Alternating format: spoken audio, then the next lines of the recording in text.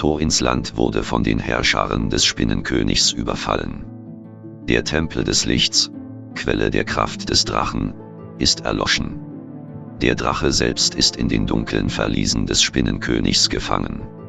Gefesselt durch die Netze der Dunkelheit, gewoben aus den Seelen der Opfer des Spinnenkönigs. Überall im Land treiben sich Handlanger und Wächter des Spinnenkönigs herum. Bewachen, was einst Thorin, seinem Volk gehörte. Um es für den Spinnenkönig und sein Reich sicherzustellen. Thorin selbst wurde hunderte Jahre zuvor durch das Gift des Spinnenkönigs gelähmt. Er wacht nun in seinen Gemächern, im weitgehend verlassenen Schloss, aus dem tiefen Schlaf des Vergessens.